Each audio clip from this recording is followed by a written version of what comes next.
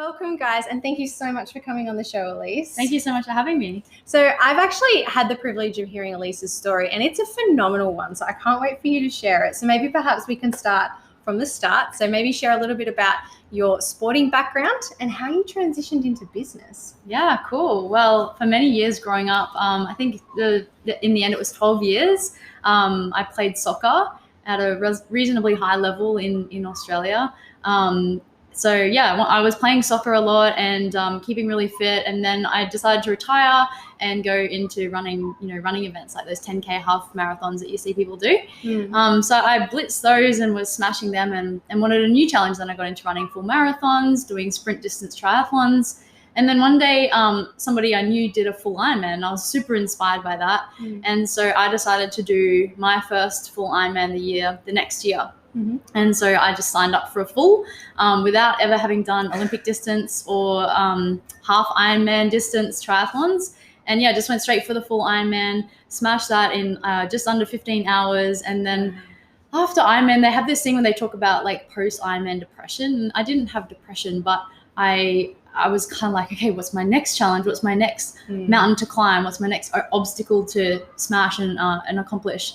And so it took me a while. I worked a couple of different jobs and started a few different businesses, and then lived in China for a bit before starting my online coaching business. So yeah, that's the long and the short of it. Wow. So when you said you did the marathon without training, have you guys, I don't know if you've seen that episode of How I Met Your Mother where Barney Stinson goes, you don't train for the marathon, you just do the marathon. No, I haven't seen it. But I mean, it's definitely, if you've got a base level of fitness, you can do, I mean, a little bit of training, but you could do a full marathon. A little bit of training with the Ironman is recommended, but it's mostly the mindset. As we know with business as well, it's mostly in the mind. If you tell yourself, I could never do that, then you're never going to do it. So it's all about belief first. Absolutely. So you mentioned your first proper business was in China. So how did you find setting up a business did you set it up over here and then just operate it out of China, or sort of what are the logistics of? I didn't actually start a business in China. So I had a business in Australia, a media company, and we did a bunch of really cool real estate work and a couple of wedding style stuff. And then I shelved that and I moved to China to teach English. I wanted to tick the box of living in another country. And I love, the Chinese are going to be the world's number one economy in years to come. India, these massively populated countries are really becoming modernized, and there's a lot of opportunity happening over there. So I really wanted to get into China and have a look. And a great way of getting a visa is to work. So working as a teacher is paid really, really well, and it's revered actually. So being a teacher over there is like being a doctor. Wow. Parents really loved us and would buy us gifts. And I worked at a top school in Shanghai. So I really wanted to learn the language as well, because my future business and my vision of where I'm going and what I'm doing involves maybe some negotiation with Chinese. So learning about their lifestyle and their traditions is something I've been fascinated in for a long time. So I thought the best way to learn would be to go there myself. Yeah, absolutely. I agree with you completely. Like the world, I think they're the number one spoken language in the world as well. Maybe, Mandarin. Yeah. I started to learn it a little bit in my corporate job, and I have a whole new appreciation for kids learning languages versus adults. Like it was so much easier learning when I was a kid than it is as an adult. So, I was teaching kids. My kids were 2 to 3 years old, and some of the 6-year-olds could speak 4-5 different languages fluently, read, write, and speak. Awesome. Like English, their native tongue dialect, then Mandarin and Cantonese, or Mandarin and Shanghainese. So, wow. Yeah, pretty cool. That's amazing. And so when you came back to Australia, you said you shelved the company before you went. Did you come back and get straight back into business, or? Well, when I came back, actually, my health suffered a little bit being in China. So the pollution over there, I wasn't really exercising. It was really weird. It was like a paradox. If I exercised, then I'd be breathing in heavy pollution. It's really hard to exercise with a big mask on your face, and gym air conditioners aren't purified air. So the pollution in Shanghai is super toxic and not good for you. So in most of the time, not all the time. So I decided not really to exercise. I tried doing a little bit in my hotel room, my apartment room where I lived. And then so when I came back from China, plus the food is full of oil. Actually, it's delicious, but it's full of oil. So when I came back to Australia, I was really focused on my health and just I got a job with a mentor, a nannying job, and then I was also doing sales and helping my friend start up her online business. So I was like working from 8 a.m. till 8 p.m.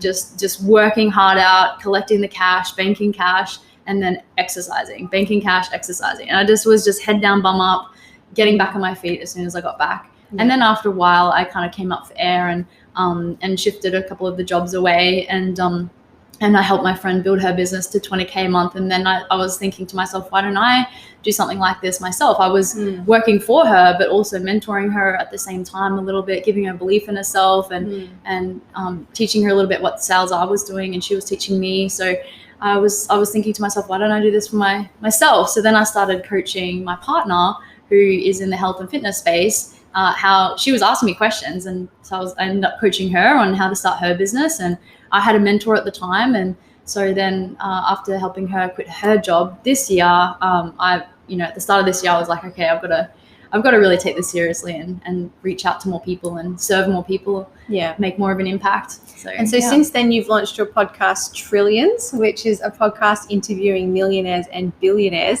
and you've had some pretty high profile caliber guests on that podcast. So you've had Grant Cardone, Elana, Lewis Mocker, and a few others as well. Maybe talk to us a bit about the process, about how you went about finding these guests, but also getting them on your podcast. Yeah, so Trillions was really cool to launch. I actually had some interviews last year and was planning on launching it then, but didn't with all the things business happening. But yeah, Grant Cardone, he put up an Insta snap about being in Brisbane for the Success Resources event, and of course I was attending that.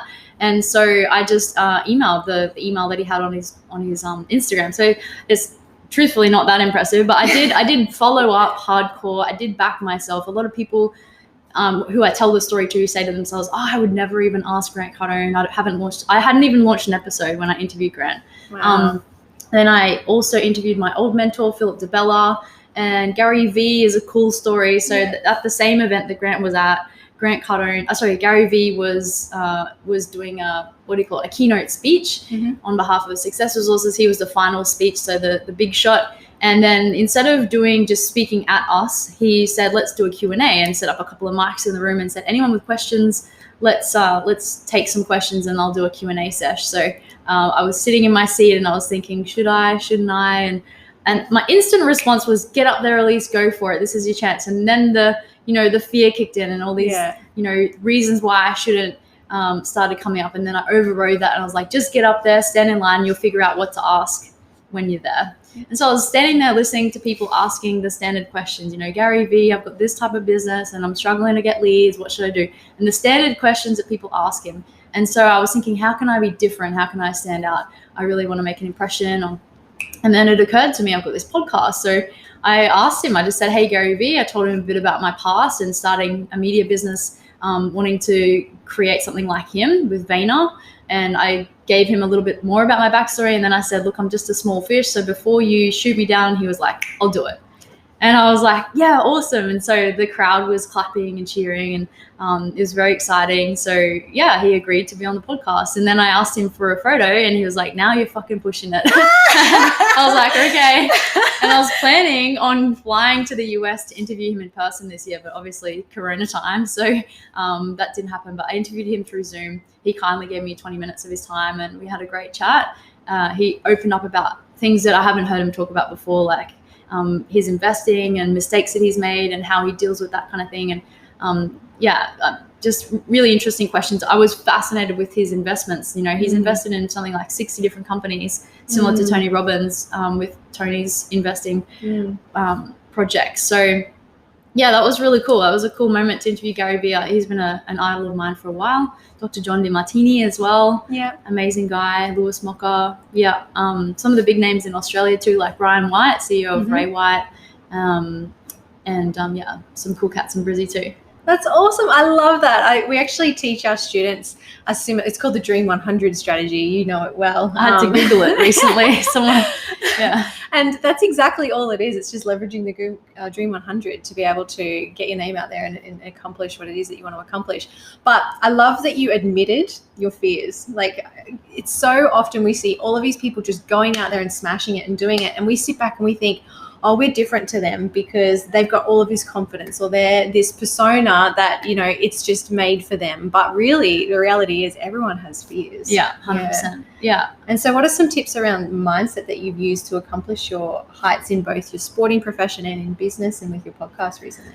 I think one of the most important things is having a clear vision of where you plan to get to in your lifetime and beyond. So it sounds super cliche, but having a why. But yeah, just for me at the moment, I mean, it doesn't, some mentors say it needs to be fully mapped out. You need to have it all written down and planned out and chunked down perfectly. But let's be frank, it's never going to be perfect. And even if you have the perfect path, it's going to get screwed up along the way. So I just have a vision of myself at the end of my life, having impacted millions, if not billions of people across the planet, and going to outer space, you know, on one of the commercial space flights. I plan to meet people like Elon Musk and Tony Robbins, Richard Branson. So in order to get to that caliber of friendship or even just a meeting, it's important for me to keep elevating in my life. So that's why I push the limits in the smaller stuff in my day to day. And yeah, there's days where I don't feel motivated, or I feel like I'm not worth it, but it's becoming a lot less and less, and having tools now that I've paid for and learnt from mentors to be able to enhance my mindset around how to really live and breathe what it takes to get to that level. I see myself regularly speaking on stages in front of large audiences of people, and I'm not even sure specifically what about. I see myself as owning companies that impact the lives of many people through who I employ and also through who we help. At the moment, coaching is really fulfilling. Like, I'm helping people build their businesses, build their confidence, teaching them everything that I know about communication, business strategy, marketing. And so, yeah, the legacy that I want to leave as a woman is to tell the stories of all the challenges that I've had in my life, because there's been so many, you know, even from being, I guess you could say, homeless, where I was sleeping in my sister's car and selling roses on the street to pay my rent. So, you know, the real hustle stories to where I'm at now, to where I'm going. I feel it's super important to share, because a lot of people will be able to relate and then give themselves permission to shine and permission to start their own businesses. Absolutely. And move forth in the direction that they want to go in, rather than holding themselves back because they feel like they're not worth it, or they feel like they don't have the credentials. Yeah, at the end of the day, everyone's just doing the best that they can. And as long as you're helping people along the way and you're living your best life, I think that's the most important thing. Absolutely. I couldn't agree with that more. And I think too, when you're focusing on the future, you're not being a victim to your past anymore either. And like I found with, you know, things that have happened in my past and part of my story, the moment you stop reflecting on the past, you almost give yourself permission to start focusing on the future instead. And I actually love everything that's happened in my past. Like, I think the story is what makes us our character, what makes up our personality, like you said, makes us super relatable. And so, yeah, I think embrace your past and your story and own it and break those molds, because, you know, the more you focus on the future, the more molds you're going to break. Yeah. That's right. And so you and I have a very similar mentor. Well, sorry, not similar, the same mentor, Lewis Mocker, and he talks about knowing his life plan, his life goal, and mapping out for longer than just the years that you're going to be on this earth. And so so how old do you plan to live to? 111. So I lived through 3 centuries. That's awesome. So when you said that I heard you say that on another podcast. Lewis is the same. I think he was 111 too. And it got me thinking, what age do I want to live to? And like 111 is a super cool age because it's 111 and you live through 3 centuries. But my husband's like 9 years older than me. So I was like, I don't want to outlive him. So talk to us a little bit about, so what's your life plan? What's your legacy beyond when you're on this earth? So what do you want to leave behind? I want to leave behind a company that is something that is serving the community, and also something that my future generations can be proud of, and they can look at and think, wow, that's so inspiring. And like I said, give themselves permission to go forth and start a business, or, who knows what the future is going to be like, but give themselves permission to go out there and serve the people in a great way. I don't want to give them a big trust fund lump sum of cash, because I don't think that serves people. In fact, I think it can be a disservice to people to have handouts like that, because they haven't had to go through enough struggles. Well, they had their own struggles. Like, let's face it, people with trust funds have their own struggles and things that they need to deal with. So the plan is to make sure that my family's set up so that they can live with the basics and live with health and longevity and things like that. And then it gives them the ability to fulfill what their greatest and highest values are and fulfill what their greatest dreams are. Obviously, when you grow up in a low socioeconomic to middle class family, you have to get through the rubble of being able to just pay the basics before you can even think about building something inspiring. So survival mode isn't the best mode to be in for creativity. Yeah, I agree. And so you talk a lot on your podcast about financing, investing, and all of that kind of stuff. So maybe share, like, what's your tip when it comes to, if like some of our audience haven't ever started investing, like what would be your tip for entrepreneurs when they're juggling the costs of starting a business, the cost of growing a business, trying to, pay themselves a salary, a wage, and then transition after that into, okay, so how can I start to diversify my income to grow wealth? What would be some tips or some advice that you would give them? Yeah, well, I highly recommend that you do your own research and you understand what investment options are out there. I mean, there's a few common ones. So there's property, there's investing in index funds, which is what my preferred method of investing. I mean, returns of 8 to 12% per annum on average is pretty good compared to buying a property, which in my opinion is something that is stuck there and you have to renovate, and it can go down in value or up in value depending on the market. Whereas a diversified index fund is a relatively safe option. Stocks is also good, but again, don't listen to the media. Make sure that you do your own research, you understand the mathematics behind it, and check out if a company that you're going to invest in is underpriced or overpriced, and whether or not it's a good option to put your cash into. Don't buy into the hype of Elon Musk and Tesla. Obviously, calculate. It has been a good investment at times, and it hasn't been a good investment at other times. So actually do the mathematical calculations. And then, there's Bitcoin. I don't know enough about Bitcoin, so I have a little bit of Bitcoin from the early days when I bought, but I don't know enough about it, so I don't touch it at the moment. I think it is worthwhile investigating, but my best investment advice is to talk to people who have the results that you want rather than listening to your friends and family, because if your friends and family don't have the lifestyle and the cars and the houses and the holidays and the time freedom that you want, then their investment advice is probably not the advice that you want to take. Yeah, that's so true. We say the same thing in business. Don't take the advice from your family and friends about what you should do in your business if they're not your perfect customer as well. It's the same principle. Yeah, so true. Absolutely. And so I know that your partner, Jacinta, she's an entrepreneur. Like you mentioned, you helped her launch her business and get that up and running. So I know what it's like being in a relationship where you're both as passionate as you are about business. And sometimes I know with Aaron and I, there's no switching off because we just love it so much. Like our Friday nights and Saturday nights and Sunday nights will be spent working on the business instead of having downtime. And so with your relationship with Jacinta, have you got any tips in how you can maintain that healthy relationship balance when your partner's an entrepreneur as well? Yeah, I think in business it's super important. There's this, I think it's called Moore's Law. If you, something will take as long as you allow yourself to get that task completed. So if you tell yourself, I work every day and whenever the business demands, I drop everything and I run to it, then your business will fill all your hours and you won't have any time to yourself. So it's important to have a strict, I have a strict morning routine of 3 hours. It's Alyse time. It's in my calendar. Exercise, stretching, breakfast, shower, getting dressed, all of that. And then in the afternoon, I have a routine as well. It's not always perfect, but it is there, and I do adhere to it most of the time.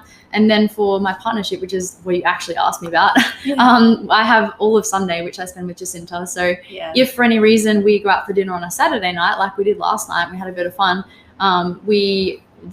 Sunday tomorrow afternoon is going to be spent on business. So if we do Saturday night hanging out, then we usually go through to Sunday midday, and then we'll spend Sunday afternoon working to make up for the Saturday time spent with each other. So it's Sunday is our strict day where we have together, and we usually go to the markets and grab a coffee. We either go to the beach or climb a mountain or just chill out by the pool, read books, watch movies, like whatever we feel like on the day, or we might plan it in advance.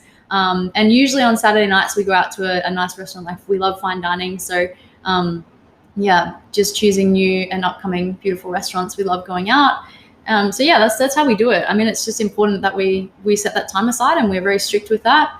If anything urgent comes up, then we cater into Saturday. But Fridays usually spend working, and Saturdays as well. Yeah. So that's awesome. They're great tips. And so I know that you've mentioned previously in discussions that understanding your partner's love language as well. Like Aaron and I, we did that love language test online, and our love language is the same, which was really helpful. Oh, that's so convenient. Yeah, and it's quality time. And so we could literally be sitting beside each other, like, you know, doing, like, he might be doing uni or I might be doing uni or work or whatever. And we honestly just feel like we're around each other, just giving each other love, which is amazing. But if you're not in a relationship like that, understand each other's love language so you can give love in the same way as well, on the time that you do get to spend together. Yeah, definitely.